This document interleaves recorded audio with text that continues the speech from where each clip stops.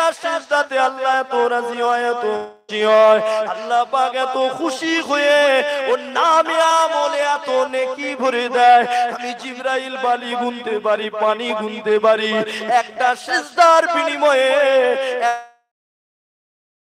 এত নেকি দেয়। নারে তাকবীর, নারে তাকবীর। বড় হাফেজ ময়না রাহমাতুল্লাহ আলাইহি, নারে তাকবীর। এইবারে বলো যুবক, তোমার একটা সিজদার কত দাম? তোমার একটা সিজদার কত দাম? একটা সিজদা দিতে কতক্ষণ লাগে বাপ? 3 পড়লে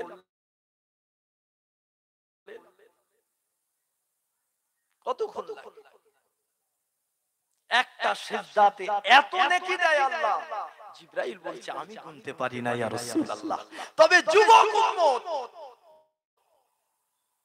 আমরা কি বলি, এখন নামাজ পড়ার সময় হয়েছে, দাঁড়া একটু বয়সটা হোক, একটু দাড়ি টাড়ি গুলো পাকুক, তারপর তো যাবো। মানে ওর বাপ গেছে তো এই সময়, ও দেখেছে, ও মনে করছে এটাই নিয়ম। 40 বছর বয়সে তখন আর যুবক থাকবে তুমি? হ্যাঁ, এটা যুবক বয়সের কথা এসেছে। যুবক যখন সিজদায় পড়ে যায় আল্লাহ এত খুশি হয়ে যায়, আল্লাহ এত রাজি হয়ে যায়, আরে এত নেকি দেয় জিবরাইল গুনতে পারে না। জোরে বলে সুবহানাল্লাহ।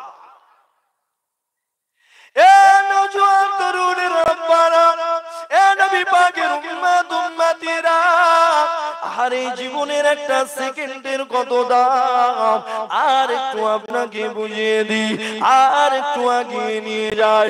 এ যুবকের আব্বারা, দুনিয়ার সুলতান জানিয়ে দিয়েছে ও, মদিনাওয়ালা জানিয়ে দিয়েছে ও।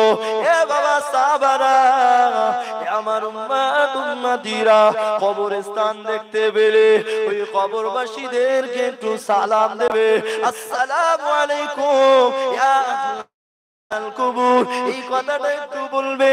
এটা বলা মানে আল্লাহর কাছে দোয়া করা, আল্লাহ গো তোমার পক্ষ থেকে কবরবাসীদের উপরে শান্তি ফেলো, আল্লাহ শান্তি দাও এদের উপরে, আল্লাহ শান্তি বর্ষণ করো এদের উপরে, দয়া করো, করুণা করো, সাকিনা বর্ষিত করো। এ যুবকেরা আব্বারা, এ নবী পাকের প্রেমিকেরা, কিন্তু আজকে আমরা কবরের পাশ দিয়ে কতবার যাতায়াত করি, একবার কবরবাসীদেরকে সালাম দিই না।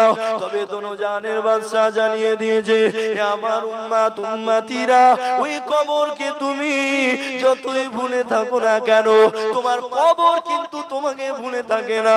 4 রকম ভাবে দৈনন্দিন তোমার কবর তোমাকে ডাকে। আনা বাইতুল কুরবা, আমি হলাম অপরিচিতির ঘর। আনা বাইতুল ওয়াহিদা, আমি একা থাকার জায়গা। আনা বাইতুদ দুর, আমি হলাম সাপ বিছের জায়গা। এ যুবকেরা 4th নম্বরে বলে, আনা বাইতুত তুরাব, আমি হলাম মাটির ঘর।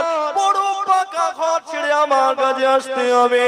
আরে এমন করে কোনো বন্ধু বান্ধবী পাবে না আমার কাছে। এ যুবকেরা, তরুণের আল্লাহর একজন মুমিন বান্দা রাস্তা দিয়ে যেতে যেতে একটা কবরস্থান দেখতে পেয়েছে, করে সালাম দিতে গিয়েছে। কিতাবের ভিতরে লেখা আছে, একটা কবর দৃষ্টি আকর্ষণ হয়েছে, এমন করে সেই কবরটা একটু ফাঁকা হয়ে গিয়েছে। ওই ফাঁকা দিয়ে দেখা যাচ্ছে ওই কবরের ভিতরে কে একজন জিন্দা মানুষ দাঁড়িয়ে দাঁড়িয়ে নামাজ আদায় করছে।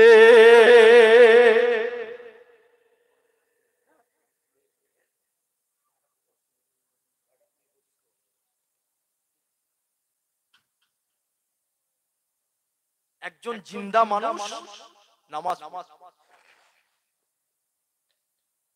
আল্লাহর মুমিন বান্দা দেখে অবাক, ছুটে চলে গেছে, ছুটে চলে গেছে, গিয়ে দেখছে সত্যি তো একজন নামাজ পড়ছে। আরে প্রবেশ করলো কি করে, ঢুকলো কি করে? চুপ করে দাঁড়িয়ে আছে। যেই সালাম ফিরিয়েছে, বাবাজি আপনি প্রবেশ করলেন?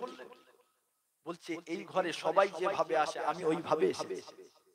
তার মানে তা কতদিন নামাজ পড়ছে? এত আস্তে একটু জোরে হলো না?